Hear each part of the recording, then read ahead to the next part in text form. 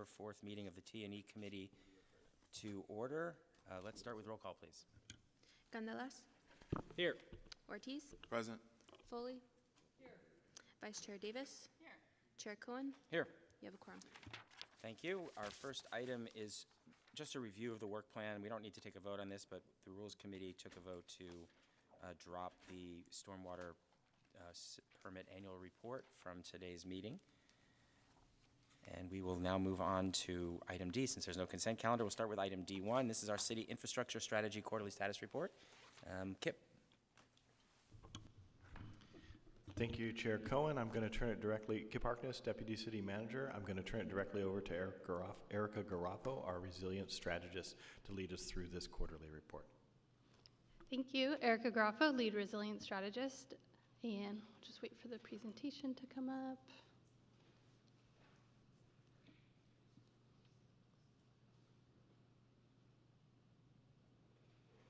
Thank you.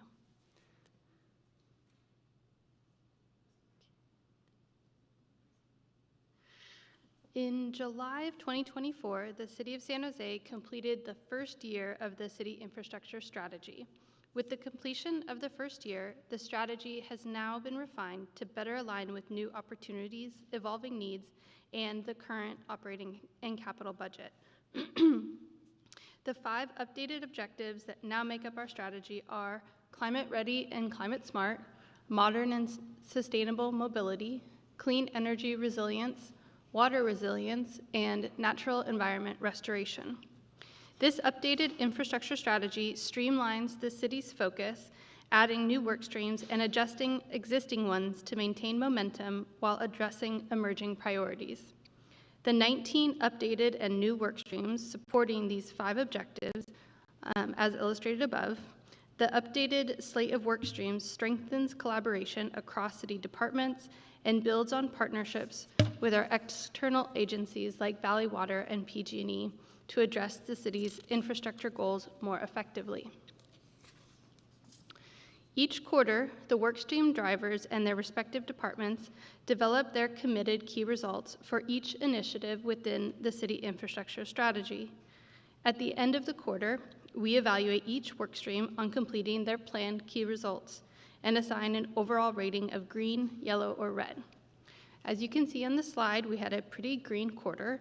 For the first quarter of 24-25, we had 11 work streams that finished green, 58%, 7 were yellow at 37%, and 1 of them was red. So today I'm going to go into detail on 3 of these work streams to highlight progress made to date, and I'll also touch on the 1 red work stream to talk about why that was red. So starting first with the Climate Adaptation and Resilience Plan. So just as a reminder, last year the city was awarded a grant from the California Governor's Office of Planning and Research to develop our city's own Climate Adaptation and Resilience Plan. The grant included partnership with Valley Water and Spur. After bringing on our consultant earlier this year, the team recently completed a comprehensive review of existing plans and policies to ensure alignment with resilience goals, and a preliminary vulnerability assessment was also developed, providing valuable insights into where potential climate-related risks are more likely to occur in specific areas of the city. Additionally, a draft citywide vision statement for climate resilience was created, setting the foundation for a unified approach to strengthening the city's ability to withstand and adapt to climate-related challenges. Over the next few months, the team will begin stakeholder engagement through focus groups and a community survey. The team will continue to partner with Spur and Valley Water and coordinate internally with departments such as Planning, Building, and Code Enforcement, Department of Transportation, the Energy Department, Public Works, Office of Emergency Management, as well as others. This item will be heard on its own at the February 3rd, 2025 T&E committee meeting. So turning now to our second work stream to highlight, this is our partnership with PG&E. As part of the city's ongoing partnership with PG&E, the teams have progressed along 5 fronts. First, We meet monthly with PG&E to work through issues such as emergency response and preparedness, with regular coordination for planning and preparation on any upcoming events.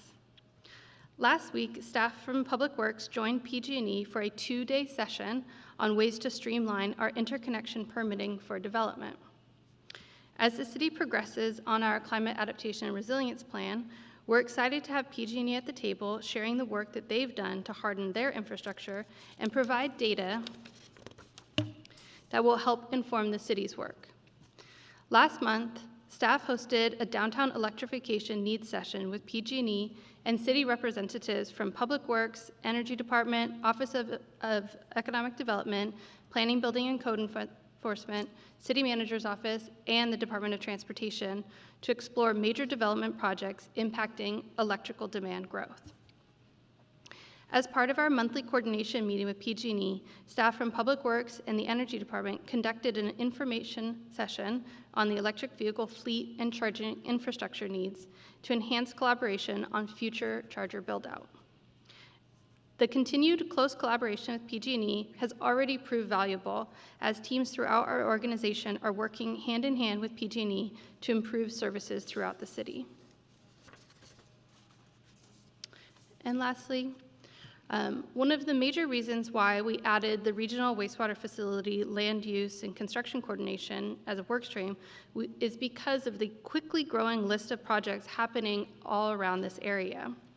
When staff from Environmental Services, Department of Transportation, Office of Economic Development, City Manager's Office, City Attorney's Office, and Public Works met in October, we reviewed 11 different capital construction projects happening in the vicinity of the facility, all scheduled to be built over the next decade.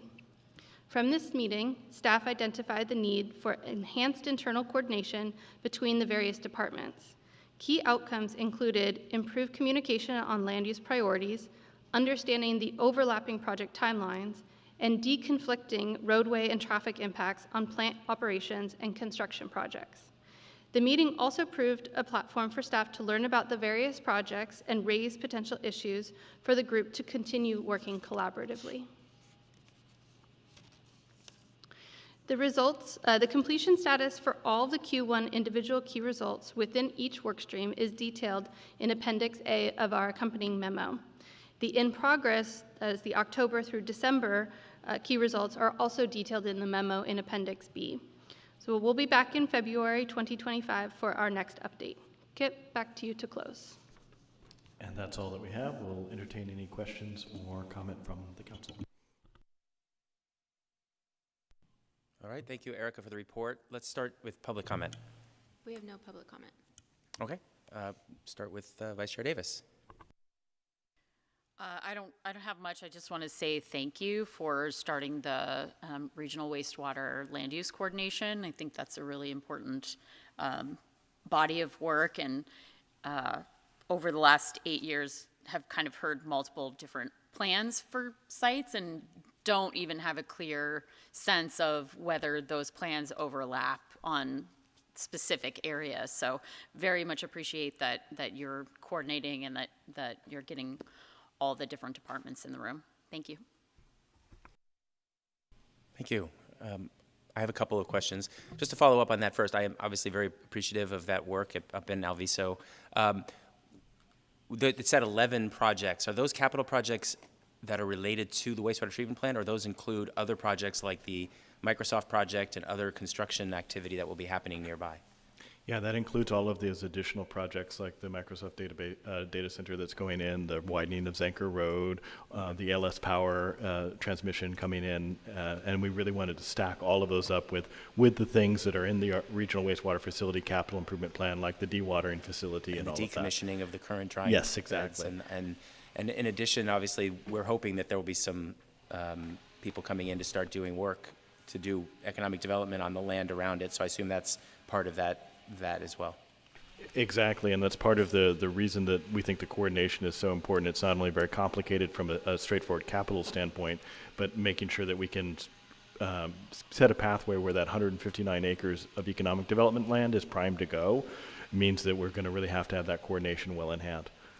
Okay.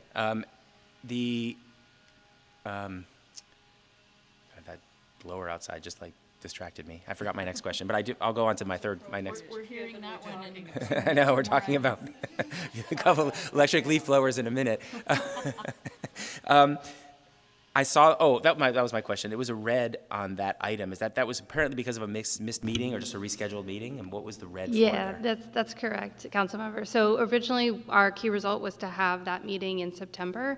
We had to reschedule it, so that was our one key result for that item. It was a red, we missed it, but I wanted to discuss it here because even though we missed it, we did it, and it was great.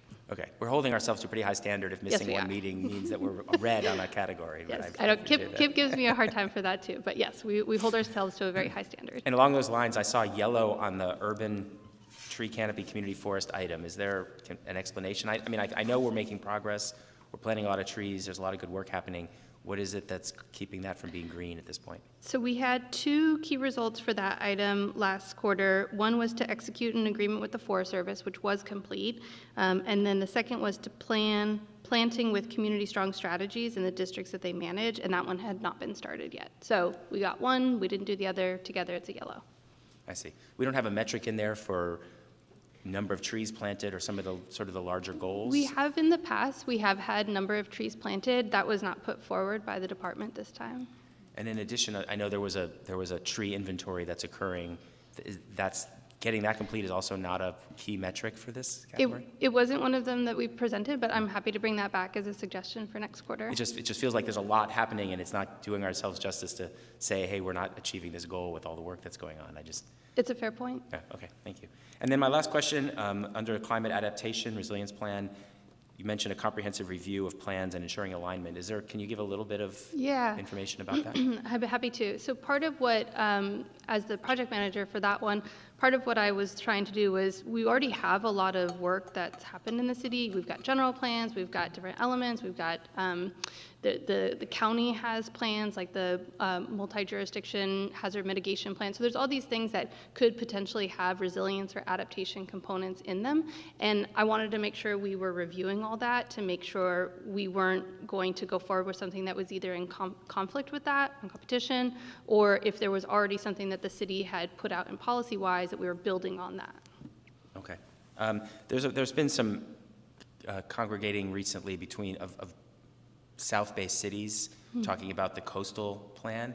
And I know San Jose is involved in this, but I attended a meeting with city council members from cities in the South Bay, and I also was on the call with I forget the name of the organization, the whatever it is, the Bay Area organization that's looking at sea level rise protection.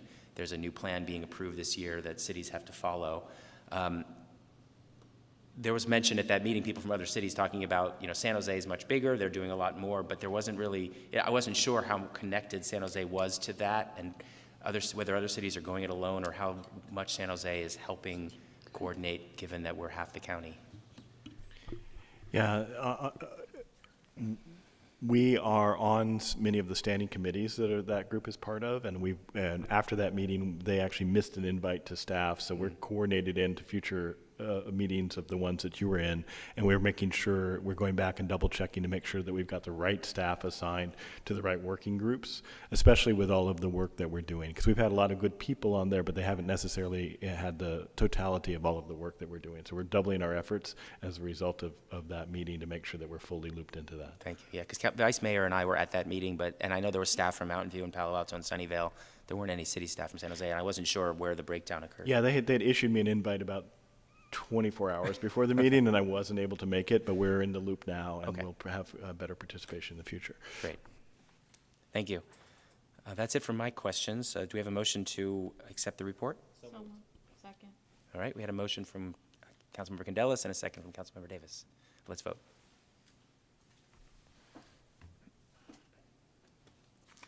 All right, that motion carries 5-0. And we're on to item 2. This is our wastewater nutrient regulations and impacts for the San Jose Santa Clara Regional Wastewater Facility. Mariana is not here, so we have backup for Mariana here.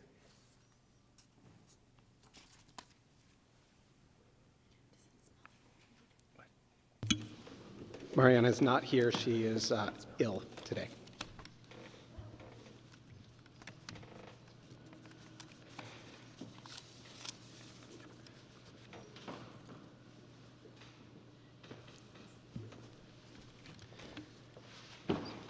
So, thank you, Eric Dunleavy, Deputy Director, ESD's Regulatory Affairs and Purified Water Division. Thank you for the opportunity to update you today on an important new regulatory requirement affecting the regional wastewater facility. In November 2023, we provided an update to the committee on the development of these new nutrient regulatory requirements. However, at that time, the exact numbers associated with the discharge requirements were unknown. Today, I will provide an overview of the issue and update you on the final requirements, including an overview of the process, efforts, and outcomes that got us where we are today, as well as next steps. And joining me up here is Kapil Verma, the Deputy Director of the RWF CIP program.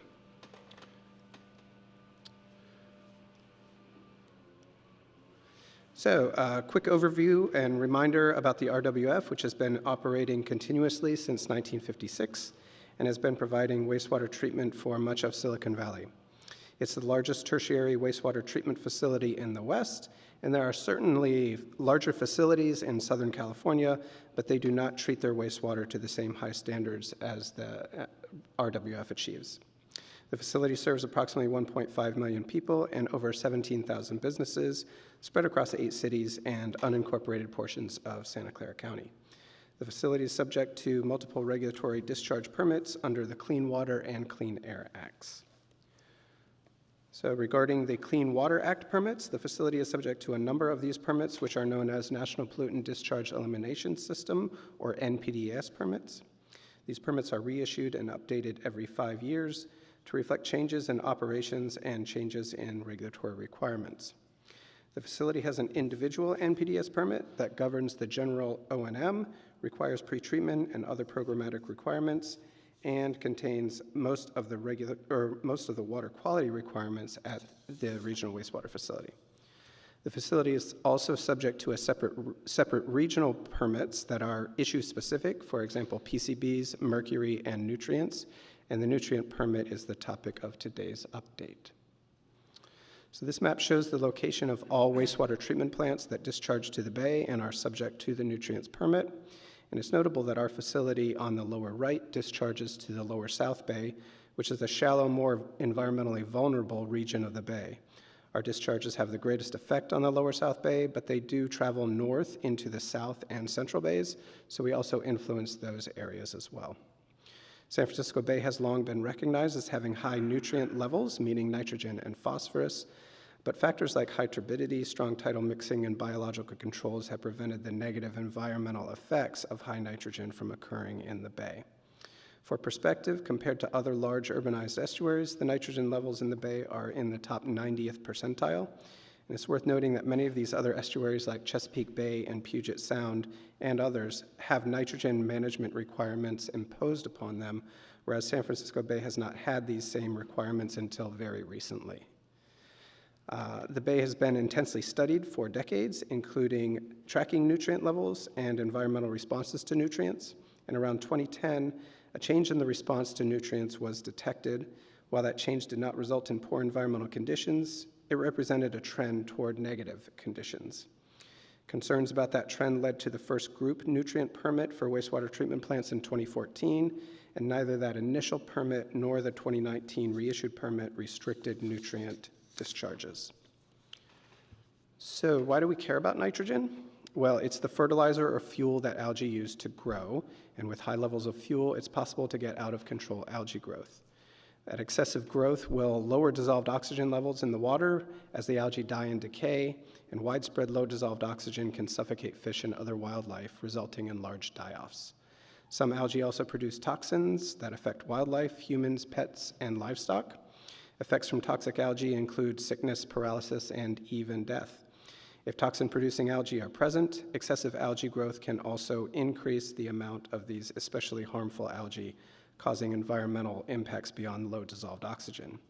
Now, as I mentioned, despite the elevated levels of nitrogen in the bay, we haven't observed these effects until a red tide bloom that occurred in August of 2022. A toxic red tide algae species, Heterosigma akashiwo, that affects fish, originated in the Alameda Inner Harbor near the Oakland estuary. And over the course of a couple weeks, it spread throughout the bay, as shown in the bottom time series of satellite images, with the greatest impacts in the Central and South Bays. The impacts were severe, with hundreds of thousands of fish dying from both toxicity and suffocation, and the event made front-page headlines, and there was a smaller, less impactful bloom that occurred in the summer of 2023. Now, I've been studying the Bay for over 21 years, and this was the single most impactful event affecting Bay water quality and wildlife during that time, and likely for the past 40 years. Die-offs were most severe in the South and Central Bay, but the algae was also present in the North and in the Lower South Bay. So while the bloom was causing severe impacts in the Central and South Bays, conditions in the Lower South Bay actually looked fairly normal. Contractors and city staff are on the bay regularly, and they were on the bay approximately once per week during the bloom. The harmful algae was detected at lower concentrations, and there were no fish kills in our portion of the bay. These pictures are of healthy fish caught in the Lower South Bay during the bloom. So why was it spared? Why were we spared in the Lower South Bay? Well, there's multiple complex possibilities. One possible factor, and not the only one, is connected to the RWF's discharge. We discharge highly treated water with 80% of the nitrogen removed, and we discharge highly oxygenated water. And that provides a consistent supply of clean, fresh water to the environment. Those freshwater inputs, like those coming from the RWF, serve an ecosystem function in the Lower South Bay that's critical to healthy estuaries. And they support vibrant communities of fish, birds, seals, and beneficial algae that reside there. That healthy community probably provided a buffer to the worst effects of the red tide, but it's also worth noting that while the Lower South Bay may have been spared by that buffered capacity, our nitrogen did travel to other parts of the bay where there were impacts observed. So the nutrient permit was reissued in July of 2024, just this past July, and prior to the bloom, the regulators were going to impose a load cap on all wastewater treatment plants to prohibit any increases of nitrogen discharges to the bay. Because nitrogen loads in wastewater increase as population increases, the load caps would force agencies to take action to prevent increases of their nitrogen discharge as service area populations grow. The algae bloom was a game changer, and that altered the load cap approach. So rather than capping loads, the reissued permit requires reductions in nitrogen loads from all facilities. And these reductions greatly increase the regional cost to wastewater treatment plants compared to the previously proposed load caps.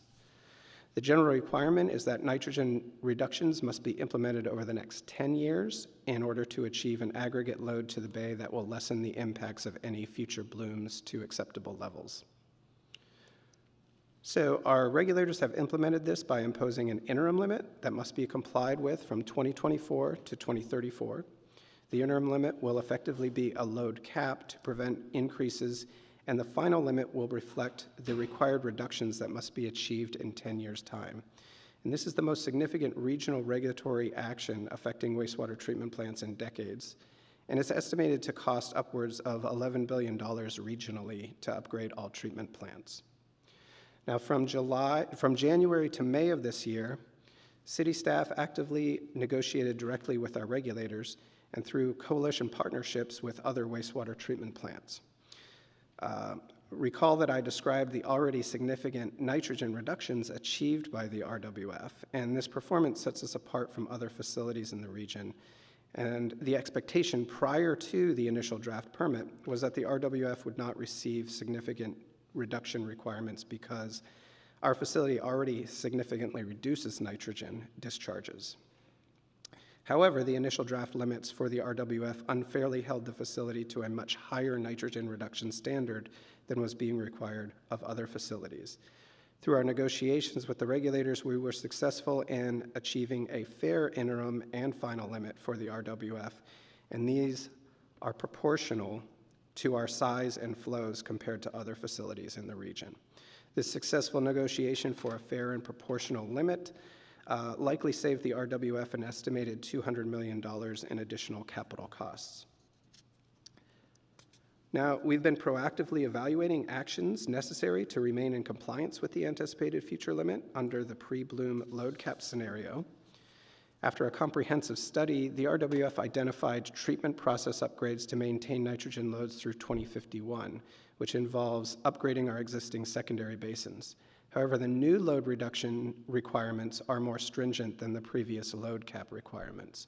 So the RWF is currently evaluating whether the selected upgrade technology will be adequate to meet our new, more stringent nitrogen requirements, and we're doing that through a plant master plan technical update effort.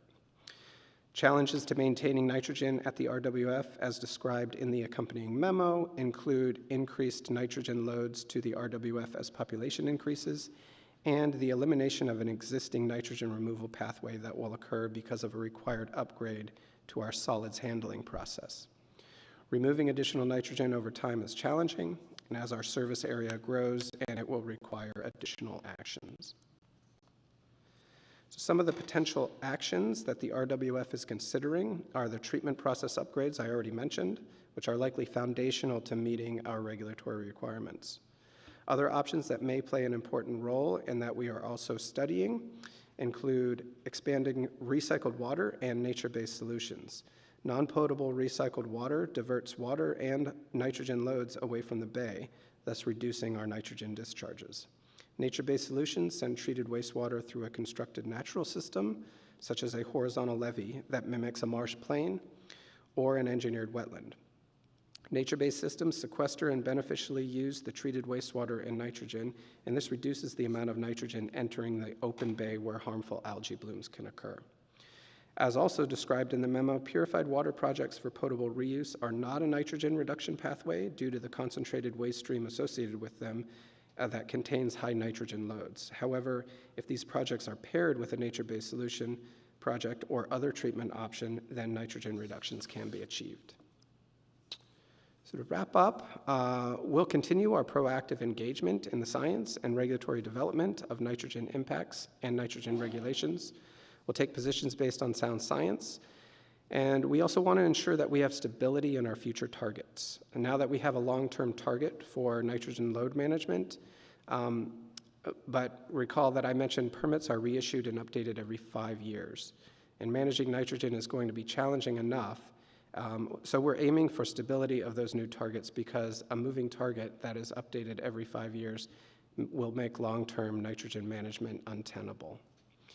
We're also continuing to evaluate treatment process upgrades necessary to meet our requirements through the Plant Master Plan update.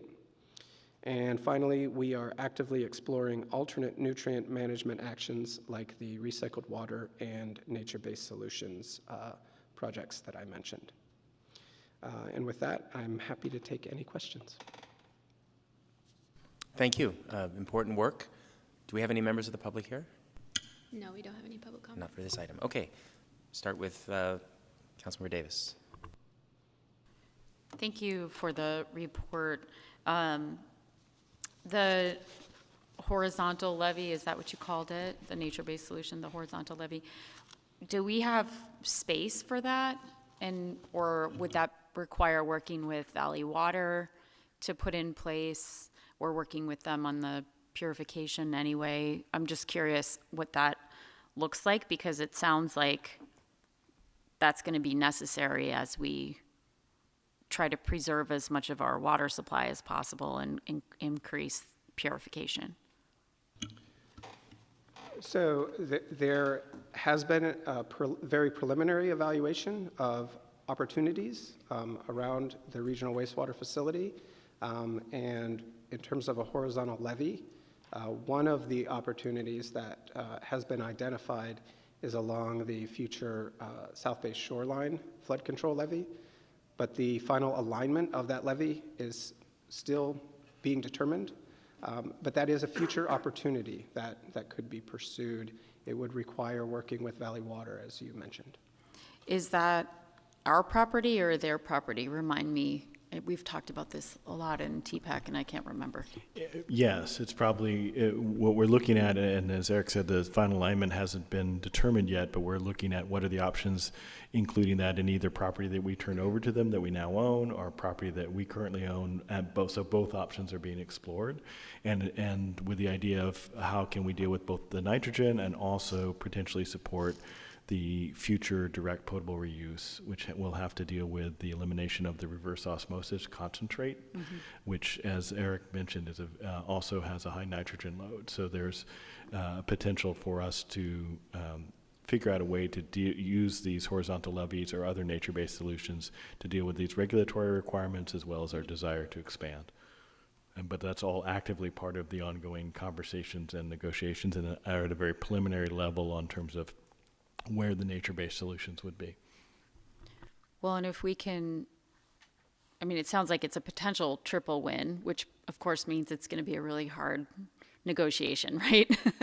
Because that just seems to be, that's how it works. So are those conversations, they're happening now? Because the shoreline levee project is kind of farther along than, I mean, this is the first time I've heard of this horizontal levee for nitrogen capture. Yeah, and this relates to the 2 remaining reaches that are not under construction yet. So we believe there's a lot, as you know, there's a lot of land that's related to those, including the transfer of Pond A18, which is approximately 860 acres. So the idea would be we would be exploring the opportunities as we finalize negotiations for reaches 4 and 5, those last 2 reaches, to have any of the nature-based solutions probably take place there. Okay.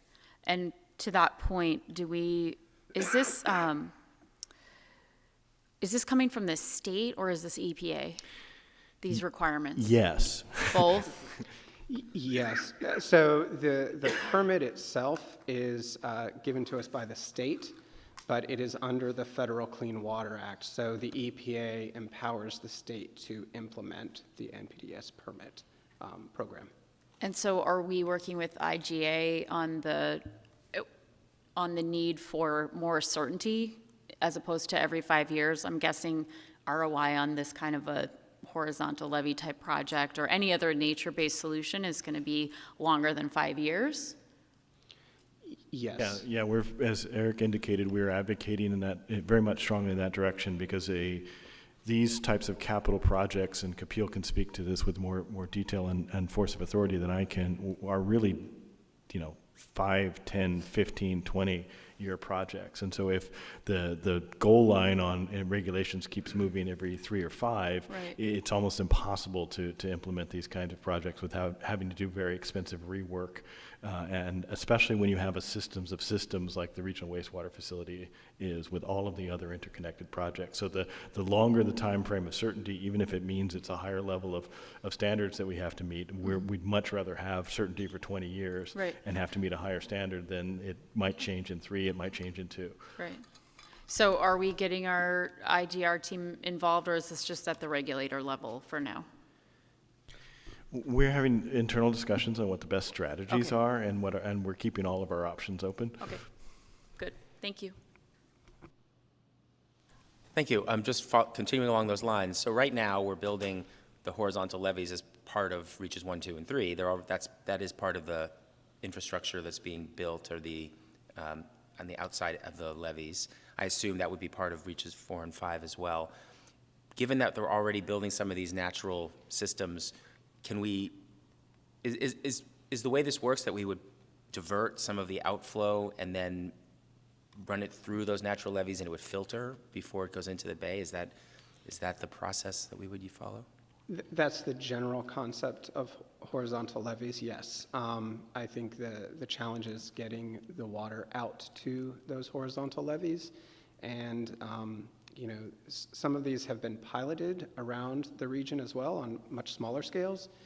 And the size facility that we have, it would really make more sense at this point, preliminary analysis again, to get more bang for your buck if you are sending a concentrated waste stream like reverse osmosis concentrate through these horizontal levees. So the idea is that because 1, 2, and 3 are a little further away, we'd want to incorporate that piping and flow into the construction of reaches 4 and 5 when they occur. And I mean, the hope is that those are going to be occurring in the next 5 years. I mean, if they're not, then we're kind of in trouble anyway on our sea level rise mitigation, right? So is that the goal? I see, Jeff, you alluded to me earlier. I didn't realize you're hiding in there. So would you like to come down and perhaps address this? Because I think you have a lot of these different pieces. Jeff Provenzano, Assistant Director of Environmental Services. Good afternoon. It's a great question. Right now, with reaches 4 and 5, they're not looking at doing a horizontal levee from a value engineering perspective. It is in discussions. We've been talking with Valley Water on implementing either across part of the reaches.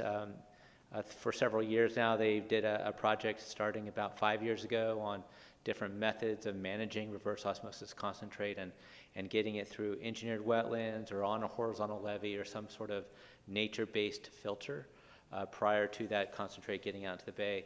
That is an area that they're focused on still, and we have had some preliminary conversations with the water board staff, and so we're all three of us, I think, aligned that as we move forward with a direct potable reuse project, there will be some sort of way of managing or cleaning, one other stage of cleaning that concentrate before it moves out into the environment.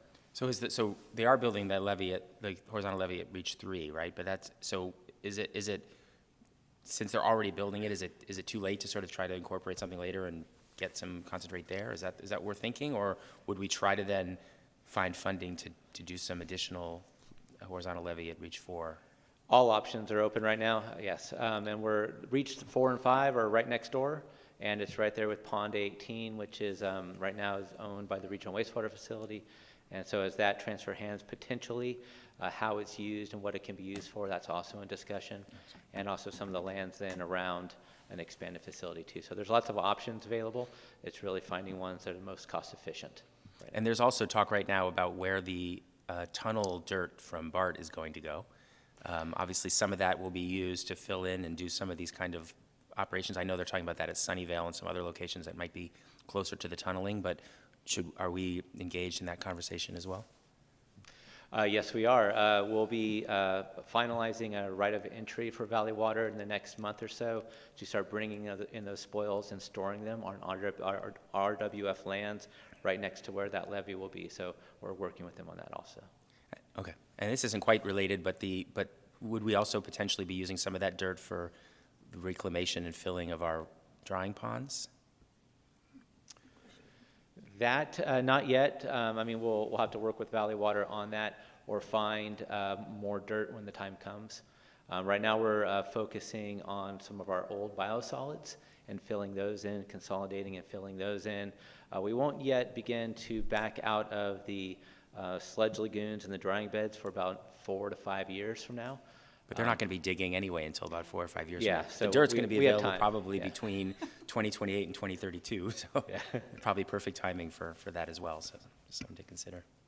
Yeah, and if I could create a little bit of a plug for most of you, we will be having a study session on the regional wastewater facility and all these related projects in, I believe, January 2025 to bring all of you up and the new council members up to speed on this. And I know that you're going to miss that, Councilmember Davis, but it really is getting to the point where we are also going to be coming back with probably some requests for council direction on this to make sure that we're aligned appropriately and following your intent.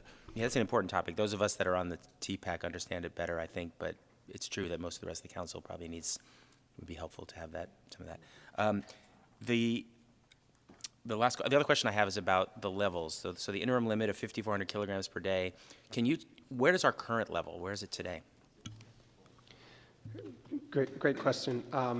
So our interim limit is actually 6,400. 5,400 was the right, draft. yeah, so okay. we got that bumped up to 6,400. We're currently operating at about 4,000 kilograms per day as an average dry season. But recall I mentioned the change to our solids handling, which is going to cause an increase as we go to mechanical dewatering. We're going to lose that nitrogen reduction that we currently achieve through our. But we are operating currently below even our long-term final limit. It's just a matter now of not increasing above that final limit as we increase capacity and other uses. Yes. Okay, that's a little bit better than I had heard the issue was before. And since I've got the expert here, Eric, could you tease out a little bit, I think it's an interesting piece on the sort of essentially conflicting regulations as it relates to nitrogen. The dewatering effort is in a response to another set of regulatory requirements that it causes the increase in nitrogen. Could you kind of talk a little bit about that while we have you here and link the two for us? Sure. So one of the drivers for the change to our solids handling is SB 1383, which is a short-lived climate pollutant reduction requirement that requires reductions of those climate pollutants going to landfills. And right now, our dried biosolids from our lagoons, or our drying beds, go to nearby New Bay Island landfill where it's used as alternate daily cover. That dried biosolids material is considered a short-lived climate pollutant. So if we were to continue to send that material to New Bay Island, we would blow through that cap of short-lived climate pollutants. So we need to change, and our new dewatering facility and the reuse of the material coming out of that facility will be in compliance with these climate pollutant. But it also then ups our nitrogen load into Right. the bay and trips this other set. So it's just very difficult, again, back to your point about consistency. Had we known this as we were designing that, we might have been able to take some of that into consideration, but we cannot once it's I been assume built. this is an issue that's becoming a problem for other wastewater, all the other wastewater treatment facilities, or is it not? It is actually very unique to us because we are the only facility that currently processes solids the way we do in the lagoons and the drying beds, which is very land intensive. So there are multiple benefits that we're going to achieve by going to mechanical dewatering, reducing the footprint, speeding up the processing time, being in compliance with climate regulations. The downside is we're losing that nitrogen loss pathway that we currently have. Okay, and other facilities then, where does their nitrogen? They are- Is it going into the bay now and they're just being told to reduce it?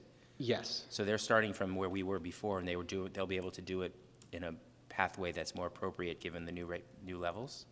Well, so the biosolids or the nitrogen reductions that we achieve through our existing biosolids, that's only a portion of our nitrogen reduction. We actually achieve significant nitrogen reduction through our existing secondary process, which almost every other wastewater treatment plant in the region does not. So they're going to have to upgrade their secondary systems. Okay, but then they'll still have a disposal issue when they do that, right? I mean, Yes.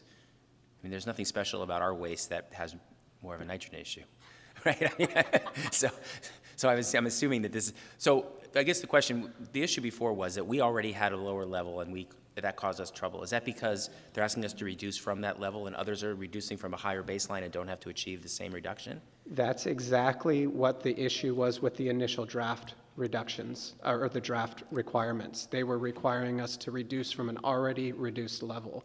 And we said, that's not fair. You Yeah. need to hold everybody to the same standard. Does this new level that we had negotiated get us closer to parity on that question? It actually gets us right at parity. Oh, okay, so that we've, oh, good, appreciate that we've solved that problem. All right, thank you so much. Do we have any other comments or a motion? Second. All right, we had a motion and a second. Let's vote. All right, that motion carries 5-0. Thank you so much for the report and answering questions. Now we're going to talk about electric leaf blowers. Zach, thank you very much.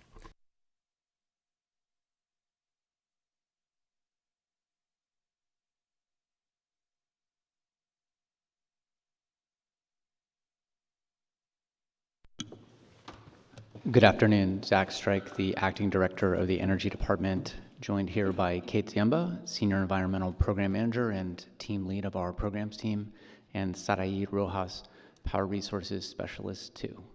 Today we're going to talk about the results of our electric leaf blower outreach. Kate?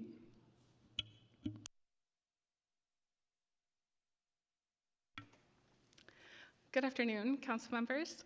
My name is Sarai Rojas. Starting with some background on this topic, State Assembly Bill 1346 made it so that effective January 1 of this year, new gas leaf blowers cannot be sold in California. This rule does not apply to equipment manufactured before 2024, so you can still find gas blowers on the shelves. Electric leaf blowers are the alternative equipment to gas, and in April, the City Council requested that staff conduct research and stakeholder engagement to explore an electric leaf blower incentive for local businesses, and today we're presenting on that work. So first, one of the major drawbacks of gas leaf blowers are the health effects. Research shows that landscapers can be exposed to toxic compounds and pollutants when they operate gas leaf blowers. These can cause symptoms ranging from headaches and nausea to serious conditions like lung cancer and heart disease. These impacts are totally avoided by electric leaf blowers, which use electricity instead of gas as a fuel source. Hearing loss is another concern with gas blowers.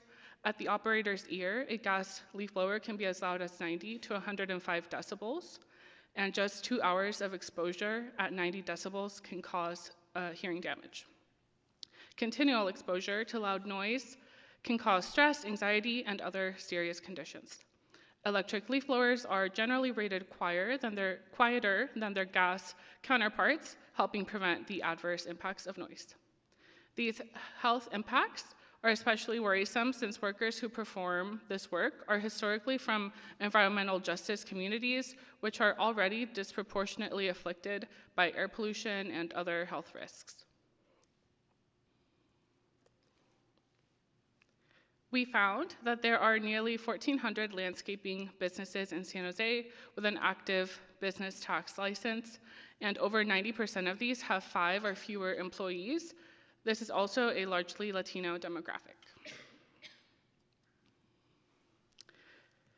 This slide compares the total cost of ownership of top-of-the-line commercial blowers, one gas and one electric. At $2,261, the upfront cost of the electric leaf blower and a heavy-duty backpack battery is almost 4 times as much as comparable gas equipment. However, the gas and oil mixture needed to power inefficient gas blower engines is very costly compared to electricity. Maintenance costs for electric are negligible compared to gas. Thus, annual operation costs for the gas blower are estimated to be 20 times as much as electric, $2,700 versus $125. So in 5 years of ownership, a landscaper could save over $10,000 by switching to electric. We also examined the emissions impact of gas leaf blowers. So starting on the right with smog, the emissions from a single commercial gas leaf blower are pretty astounding. 1 hour of operation is equivalent to the smog emissions of driving a new light-duty gas car from Los Angeles to Denver. Shifting to greenhouse gas emissions, on this chart, emissions from off-road vehicles are outlined in red. Leaf blowers and other lawn and garden tools are included in this segment. And the smaller chart shows that leaf blowers make up about 2% of the total slice of off-road vehicles. So as a whole, gas leaf blowers make up less than 0.1% of San Jose's total emissions. By contrast, transportation and buildings make up much bigger slices of our emissions.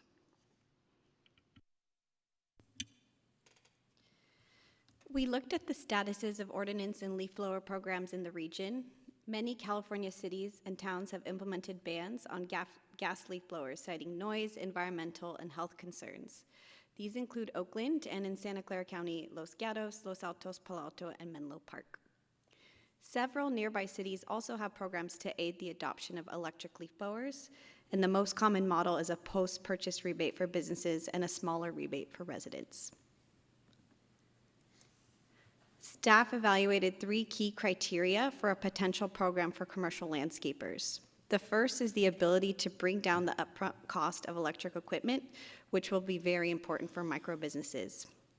The second is to verifiably reduce greenhouse gas emissions, and through stakeholder interviews, staff learned that professional landscapers are motivated to use electric in cities where there is an ordinance against gas. Since they perceive electric blowers to be less powerful, they only use them where they're required to. And without a trade-in component to the incentive, it is possible that landscapers could use the city incentive to buy equipment that they don't use in San Jose. The third criteria is ease of implementation, and that includes assessing the staff time and resources necessary to implement a program. So the trade-in voucher is the best program option to address upfront cost barriers and guarantee that the electric blowers are used in San Jose. However, it's also the option that will require the most time and effort. A robust education and engagement campaign would be necessary to teach landscapers about the economic and health benefits, and to get them comfortable with trading in their gas blowers. With any of these incentive options for businesses, we think a residential incentive merits consideration. It could enable homeowners to experience the benefits of electric and potentially expend the benefit to their landscapers so as to lessen the burden on small businesses to buy the equipment. Staff found that the potential greenhouse gas reductions of a leaf blower program could be significant and cost-effective if there is uptake in the program. Oops. Staff compared the impact of spending $100,000 to incentivize different electric technologies, residential heat pump water heaters, commercial electric leaf blowers, and accompanying charger and batteries, and electric vehicles. And for the electric leaf blowers, we made projections for 3 scenarios. In scenario A, a landscaper receives a $1,000 post-purchase rebate, but only uses the electric leaf blower for 10% of their jobs in areas where there is an ordinance against gas. In scenario C, landscapers receive a $1,000 rebate, but opt to use the leaf blower only for 25% of their jobs. And then in scenario D, landscapers surrender their gas leaf blower and receive a $2,000 voucher to purchase an electric leaf blower, ensuring that they will use that leaf blower for all of their work. So the trade-in program in particular appears to be a cost-effective way to reduce greenhouse gas emissions in addition to the air quality, health, and economic benefits. However, it's important to consider the collective volume of leaf blower emissions, which make up a small slice of San Jose's portfolio. For next steps, we would like to continue stakeholder engagement and analysis to determine whether an electric leaf blower incentive should be included in the suite of San Jose Clean Energy programs and how to design such a program. And we can include this item at our annual programs roadmap update to T&E in March. And specifically, we'll examine how likely a professional landscaper is to participate in a trade-in voucher program and the different drivers of participation, a pathway to recycle gas leaf blowers, a residential incentive, and other program options like a post-purchase rebate.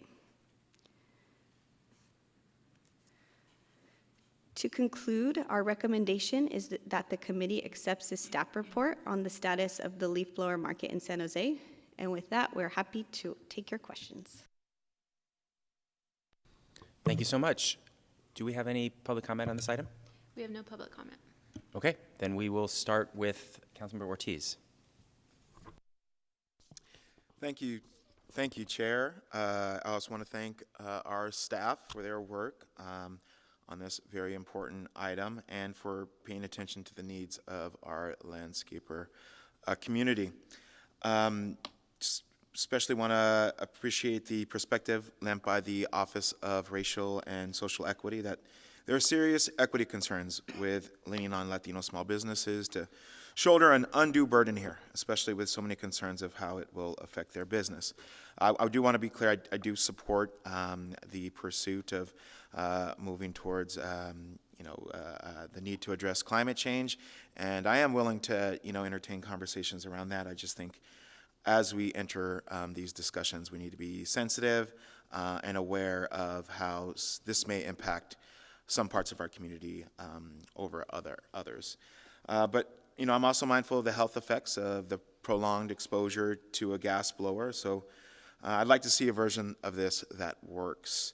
On page 5 of the memo, you present a table with 3 scenarios for an electric leaf blower program, as well as a heat pump and EV program, to evaluate cost effectiveness. When you were doing stakeholder engagement, did you present these scenarios to the landscapers you spoke to? And if you did, what was the feedback?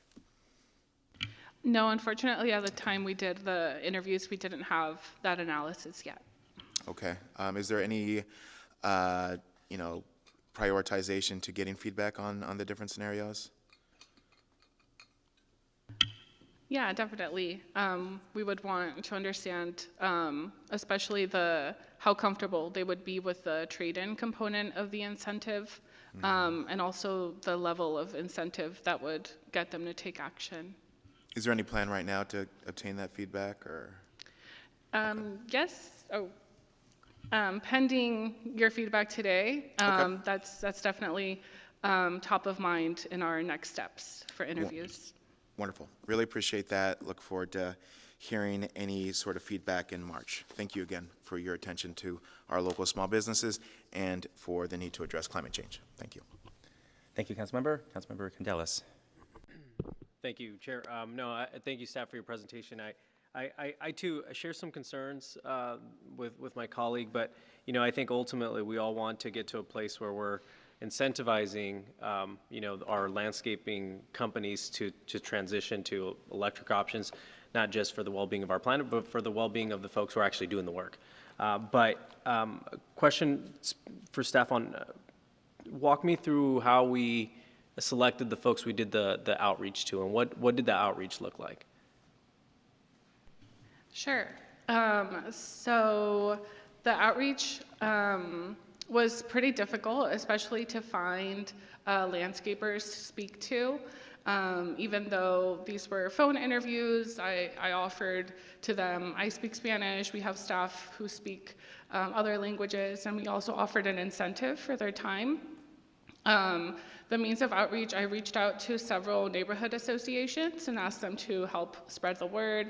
I used my own network, asking anybody that I knew who has a landscaper if they could connect me. Online searches just to find local businesses, and cold calling and emailing.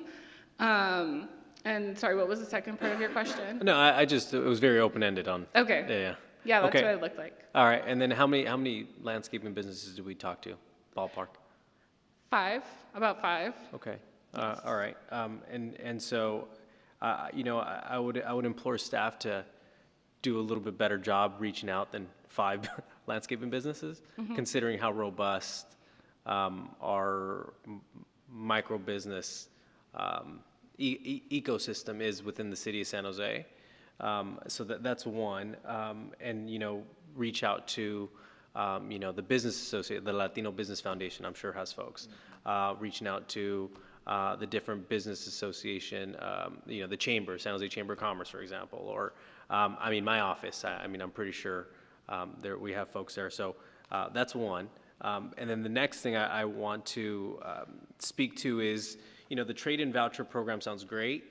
But a lot of these folks, I would imagine, will transition because the likelihood they won't be able to buy a brand new leaf blower because of state law, and so I would hope that we can maybe dovetail our program so that the useful life cycle of their gas equipment transitions to something that we can provide to incentivize them to do it rather than a trade-in option.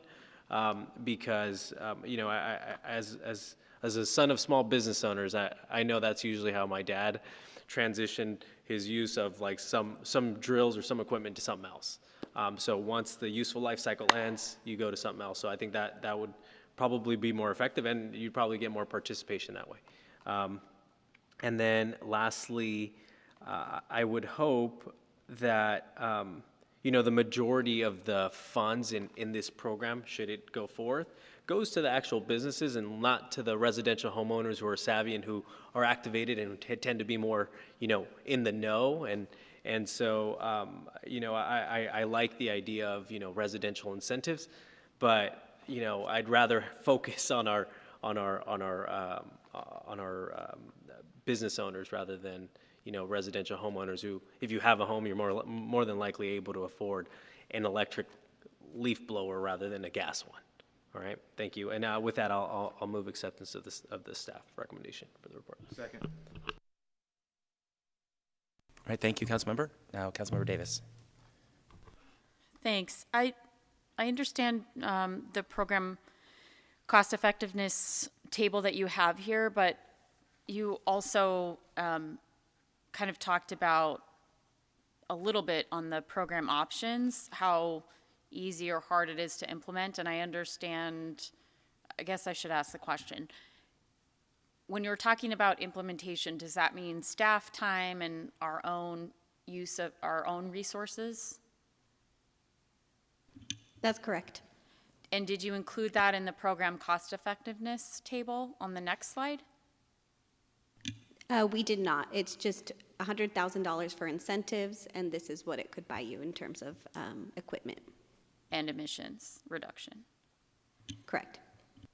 So I guess I would like, given that the outreach was so difficult, and the potential for emissions reduction is about half of what we could do for electric vehicles, and that program is already in place, is that correct?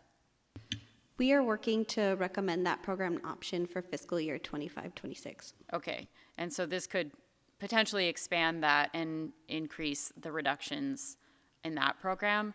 I honestly, the way that, I don't know about all of you, but the complaints that I get about leaf blowers from residents is about noise. And I don't remember you talking about the noise reduction. Is it significant noise reduction? Because just anecdotally, my neighbor who had a gas leaf blower got an electric leaf blower.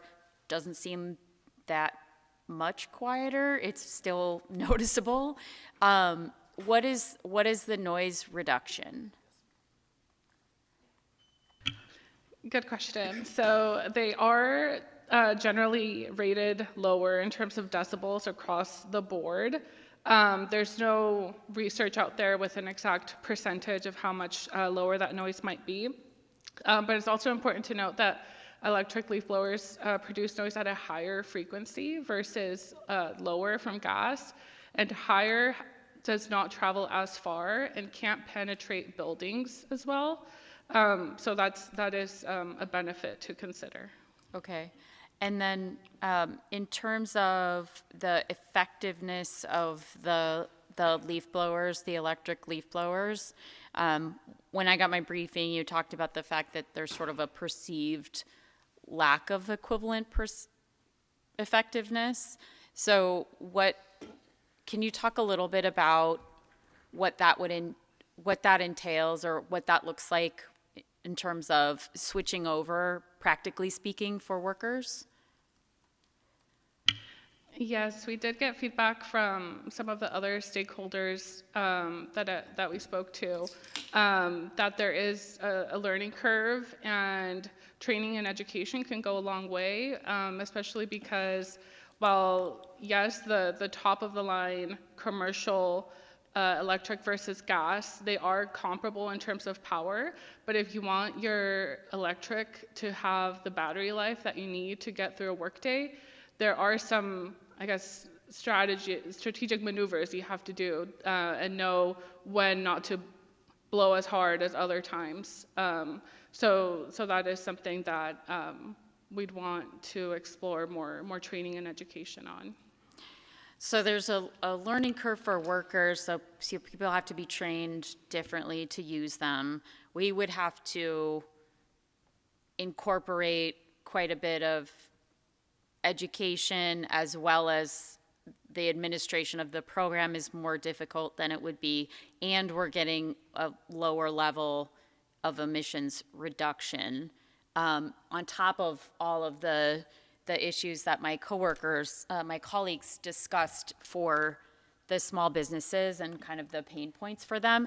I guess from my perspective, I don't know that it's worth it to continue to conduct analysis right now when we haven't fully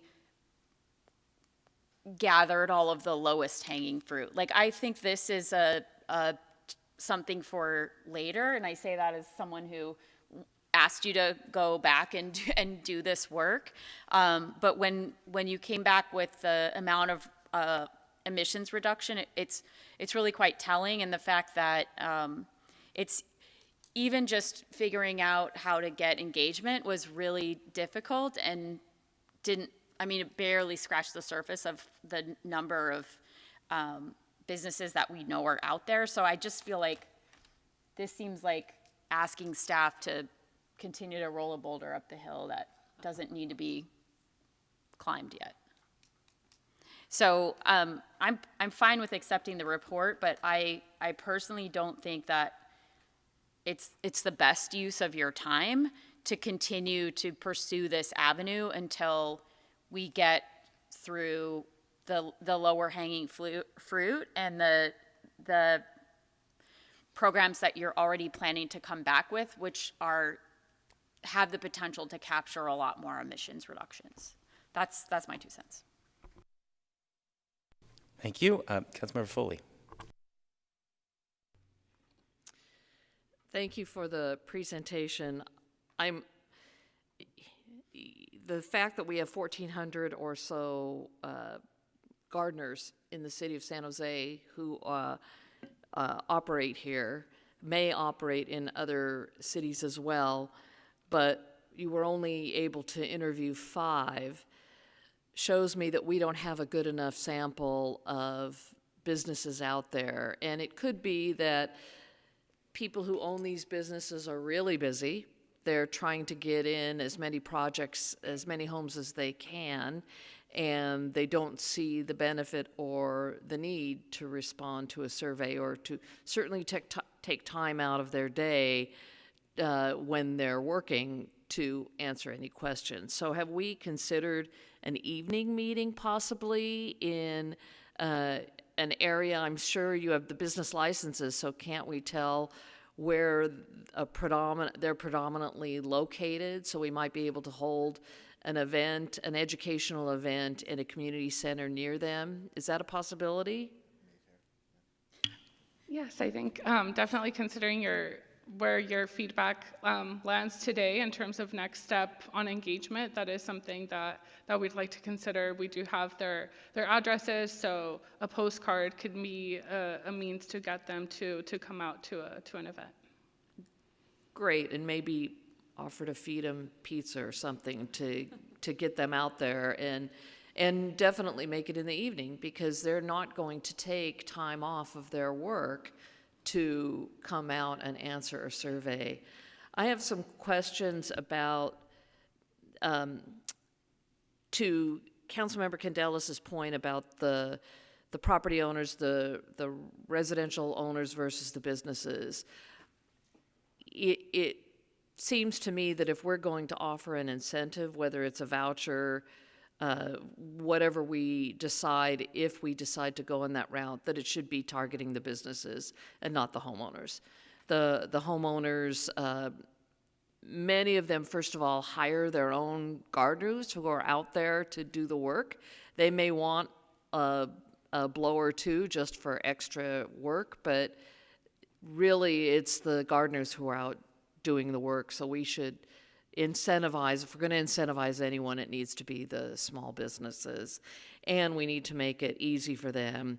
One of the things I would be curious when you meet with them is to ask them how many operate in other cities where gas leaf blowers are banned, which means they possess the electric leaf blowers.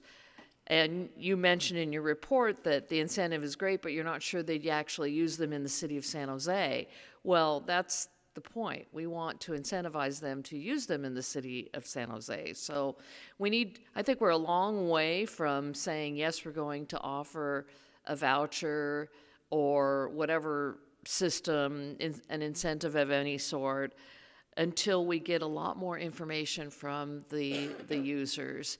The noise, to me, the noise is the worst part. If you're in a neighborhood, you hear they're all over. And on Wednesday, just to speak personally, at Wednesday we probably have one gardener who does 10 houses that surround us, and they're all gas, and it's loud. I'm not there on Tuesdays, but I know people who talk about it. So I'm concerned about the noise. I'm also concerned about the health effects on the gardeners themselves. It's really detrimental to their breathing and their life. So we need to help them out. We need to incentivize them, but we need to get more information, get in front of them a lot more than just the 5 we've seen. And I don't know, there's probably not a network of gardeners because they're just busy out working hard. They're hustling. But maybe an evening and enticing them with dinner of some sort will get them out there. That's the end of my comments. Thanks. Thank you. And that is an important point. There's the 3 effects. We talked about 2, the noise and greenhouse gas, but actually the other pollution effect is far greater, which is what causes health issues for users and creates particulate pollution that's actually pretty significant. So, in fact, these two-stroke engines are the dirtiest of all polluters. Now, I understand it's not quite the nexus with the greenhouse gas spending, which we need to do it on, but we should also keep that in mind as we're talking about incentivizing transition. You know, when I bought a leaf blower for the first time, I bought an electric, but I bought a $200 electric leaf blower. I didn't expect to use it very often.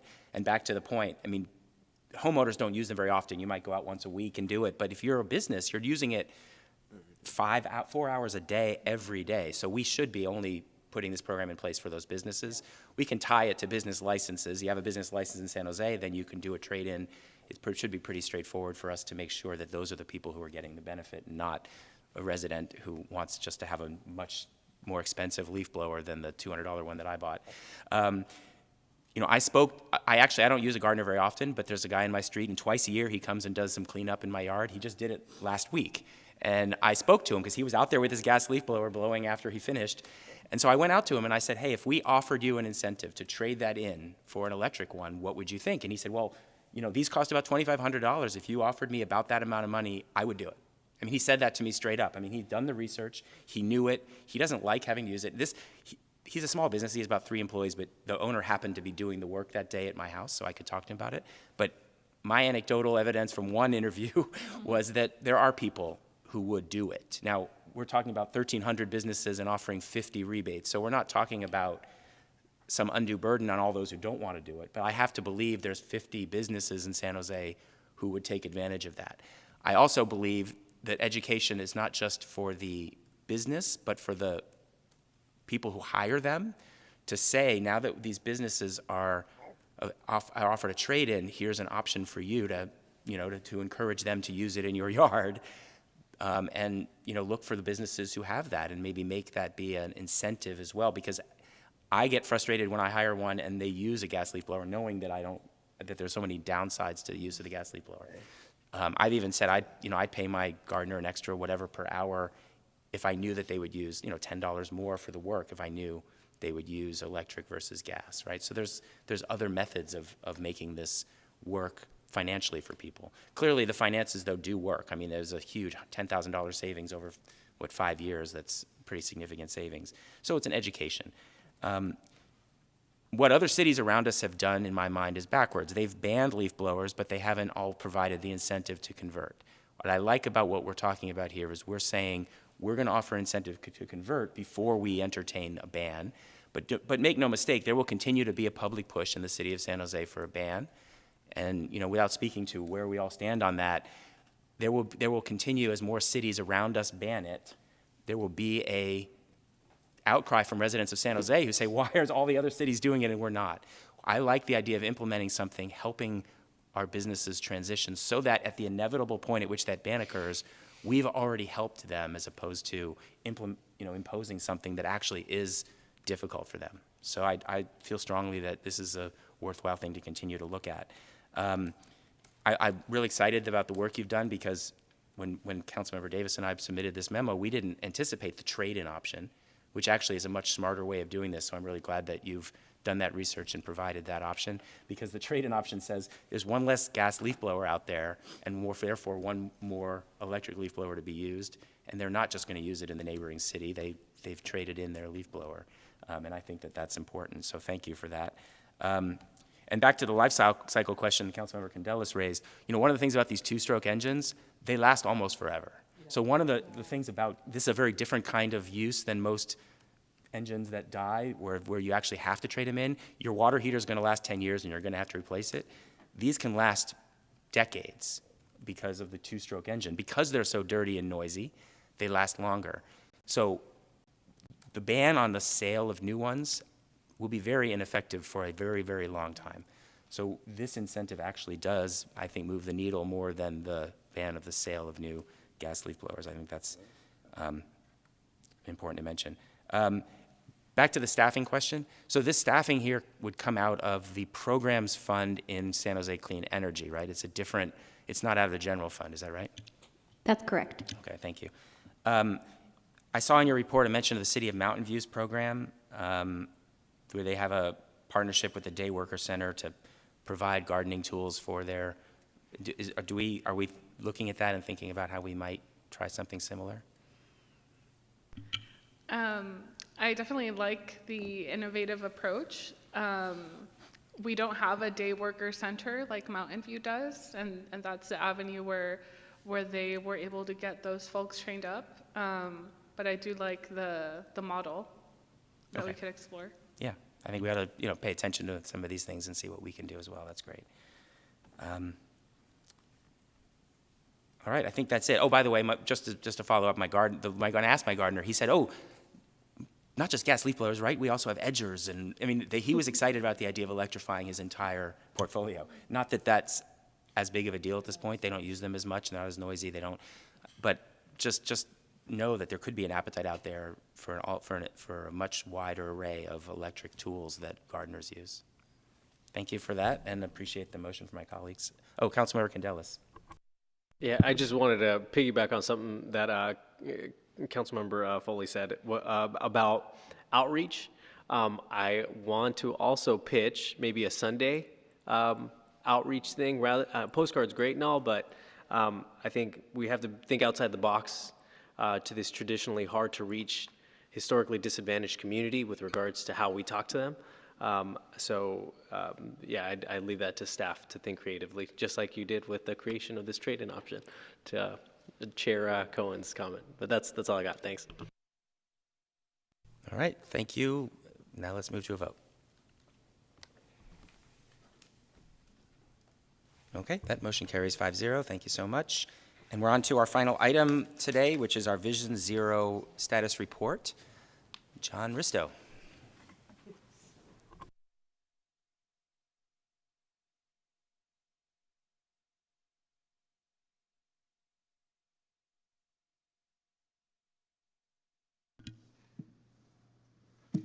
Good afternoon, Chair Cohen and committee. John Risso, Director of Transportation.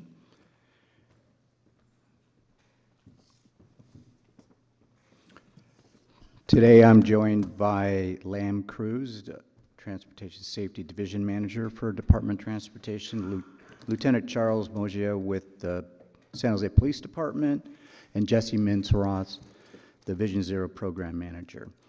The Vision Zero program is a key priority under the City Council's increasing community safety focus area. As part of today's update, we will provide an update on traffic fatality data and an overview of the upcoming 2025 Vision Zero Action Plan. Since the adoption of the last Vision Zero Action Plan in 2020, notable program achievements include the deployment of several quick-build street redesigns on priority safety corridors, securing over $100 million in grant funding, the launch of the Slow Down San Jose campaign, and implementation of various capital improvements along high injury and fatality corridors. We are very eager to finalize the 2025 Vision Zero Action Plan, which will introduce a new set of projects and strategies aimed at reducing fatal and severe injuries on our roadways. I will now pass the presentation over to Jesse to begin walking us through the Vision Zero program data. Jesse?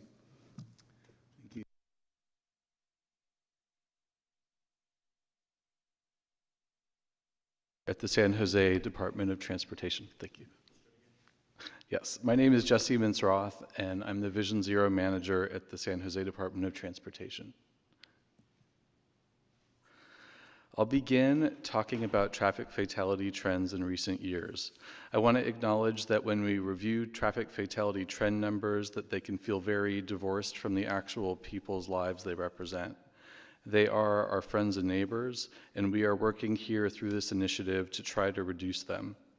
Looking at the 12 years shown on the left, you can see the initial steep rise in traffic fatalities that prompted San Jose to adopt Vision Zero in 2015. The number of traffic fatalities peaked in 2022 at 65. Last year in 2023, there was a 25% reduction to 49. That drop occurred across all modes of road users. The largest reductions were for cyclists and motor vehicle occupants. The big question in 2024 so far has been whether 2023 was an anomaly or the beginning of a new lower trend. On the right, you can see that so far in 2024 has tracked very close to 2023. At the end of September 2024, there were 39 traffic fatalities in San Jose, slightly fewer than at the same point in 2023.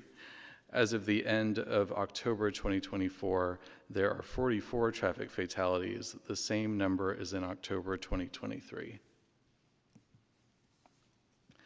We are presenting some new slides showing cumulative traffic fatalities by month for pedestrians and cyclists. So far in 2024, cumulative pedestrian traffic fatalities are significantly down from 2023. Pedestrians are usually the largest group by mode each year, so this is encouraging to see. In 2024, however, cyclist fatalities are higher than usual, but they're still much lower than pedestrians.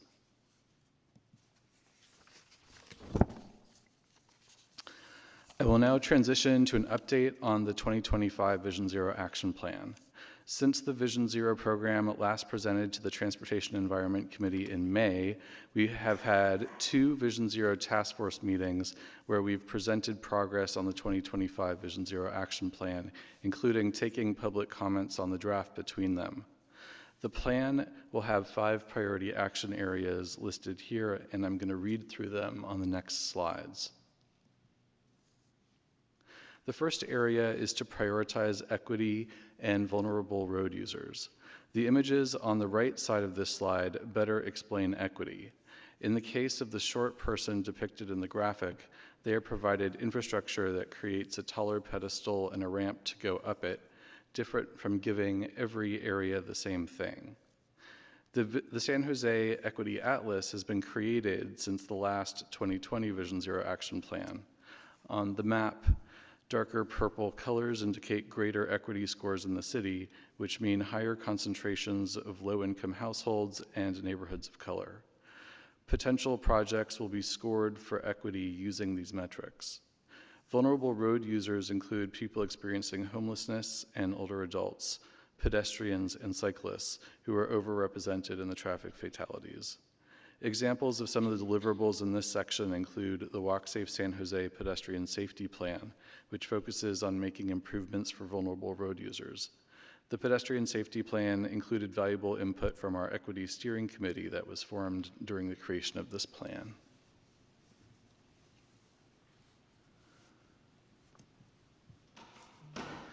The second area is to center data analytics and report metrics.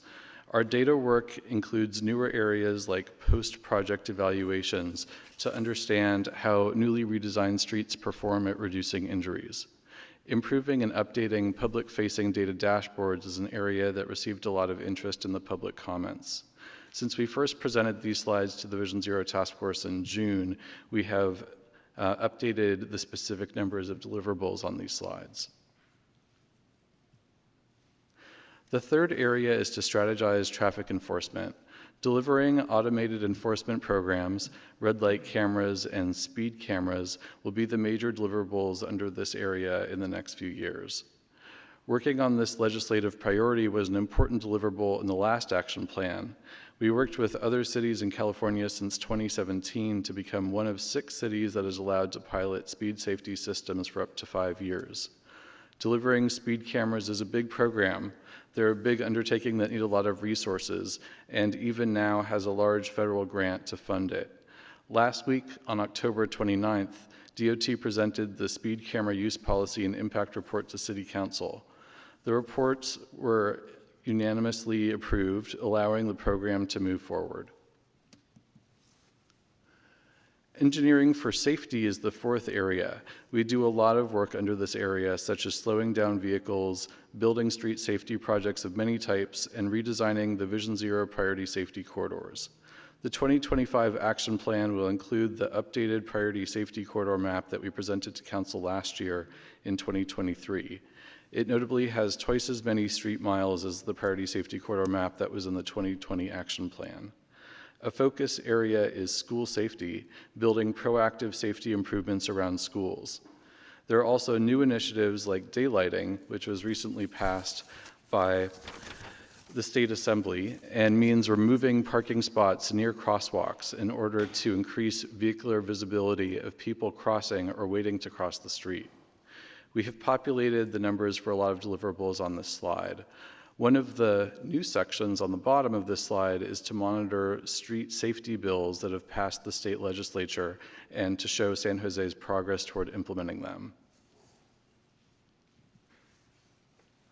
The fifth area is to engage the community in message safety. Last year's Slow Down San Jose campaign generated a lot of good feedback and increased awareness around the prevalence of speeding on city streets. Our work in this area includes the Walk and Roll program, which provides street safety education to children ages 5 through 17 in K-12 schools, as well as traffic safety education to adults, older adults, and people experiencing homelessness. A forthcoming public information campaign to inform drivers about speed cameras will be funded by federal and regional grants. After the June 27th task force meeting, we had a public comment period through most of July and August. We received 35 comments from an online forum, and we also received a 15-page document co-signed by 16 people on the Silicon Valley Bicycle Coalition San Jose team, as well as letters and emails from advocates on the Vision Zero Task Force, the San Jose Bicycle Pedestrian Advisory Committee, known as BPAC, and the Vision Zero Network. The feedback we received on the draft plan that was germane to the plan is summarized on this slide. Engineering and safety received the most comments. A second thematic group of comments were about areas to focus the Vision Zero work, and a third group were about engagement. This slide describes the prioritization exercise we conducted at the last Vision Zero Task Force meeting on Thursday, October 24th. 16 of the 17 members of the task force were present or sent a delegate to represent them in person. We took the input from the previous slide and summarized it into 9 themes that are listed on this slide. There was a public comment period and 9 people spoke. We then went through a prioritization exercise. And the top priority selections were, and these are highlighted in yellow on this slide, MORE, which is traffic calming, pedestrian projects, and walk audits, messaging about pedestrian safety, speeding, and distraction, and then a tie for third place between vulnerable road users, which includes the Walk Safe San Jose pedestrian safety plan, and doing work at the top 5 fatal and severe injury locations for people experiencing homelessness and older adults, and also quicker, which is to implement quick build projects faster and in high injury locations. And then we had further task force member discussion about their selections, and after that there was more interest in the area that we're calling review, which is reviewing serious injuries. That would be in addition to the work that we already do reviewing all traffic fatalities every year. So we're now taking these categories of input and the task force's prioritization into account as we finalize the action plan.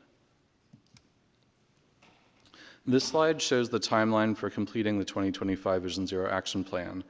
On Monday, December 16th, there will be a final Vision Zero Task Force meeting to review and recommend approval of the final 2025 Vision Zero Action Plan. And in February 2025, we anticipate taking it to City Council to recommend adoption of the final Vision Zero Action Plan for 2025. Thank you. Thank you so much. Oh, that's the whole presentation, right? Thank you so much for the presentation. Let's start with public comment. We do have one speaker card. Diane, if you can make your way down to the podium, you will have 2 minutes.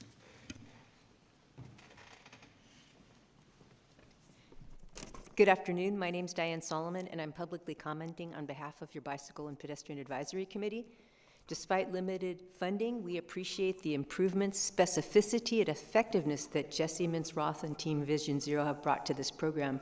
However, like many Vision Zero cities, San Jose's average number of bicycle and pedestrian traffic fatalities and serious injuries have not significantly decreased. In our city, the number of traffic fatalities still exceed the number of its homicides. Our members respectfully bring the following to your attention. We believe that this program deserves more financial support and should be capital budgeted. Given only 9 of the 30 safety corridors have been redesigned, we are concerned about the length of time it will take to complete the redesign of all corridors.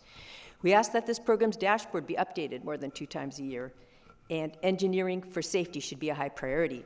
The allowance of right turn on red lights are unsafe for cyclists and pedestrians in or near street corners and crosswalks. Please revisit the restricting of right turns on red. Please fund and organize a pilot program like what the city of San Francisco began with. Given the numbers of those seriously injured or killed haven't significantly decreased, given the cost of the Vision Zero program's public messaging that we've seen, we question the effectiveness of this program's public messaging efforts. Last July, Jesse told our BPAC that his team received citation data from our police department that will be analyzed to rate the effectiveness of this program's messaging campaigns and its communication modalities. We appreciate this effort. We look forward to learning more. And we want to thank you for all of your service on this, and thank you for enabling our BPAC to make 2 agendized semi-annual reports to you beginning in 2025, and thank you for making San Jose a great and safer place to live. Back to the committee. Thank you so much. Start with Councilmember Ortiz. Thank you, Chair. Really appreciate the work being spearheaded by DOT and Vision Zero, especially the major accomplishments in street safety, given that my district is one of our districts that has some of those higher numbers of traffic fatality. And I especially want to thank you for the projects that were done on McKee Road and Mount Pleasant, and I know we're still in conversations regarding King Road, complete streets, as well as soon to be working on Jackson. I'm also encouraged by the progress of our school safety program, and just have a quick question. I'm curious about how the schools are chosen for access and circulation studies. Part of something I want to do for the next 2 years is make sure that we have infrastructure around our schools to make sure that students are safe to and from school. Is there a specific process in place, or is there a system where schools or residents should be reaching out to the Department of Transportation to have their institutions included in the list? Yeah, thank you for your question. I'm Lam Cruz, Division Manager for Traffic Safety. So I want to say in 2023, we did reach out to over 260 schools with a survey. They did, and we looked at the schools that identified, traffic issues around the schools. So we are taking that in consideration to prioritize, but we also are working with the council offices and open to taking suggestions that we can fold into the prioritization as well. Thank you. I think I got a meeting coming up with you guys, so I'll be sure to mention it. Really appreciate your time and your hard work on this.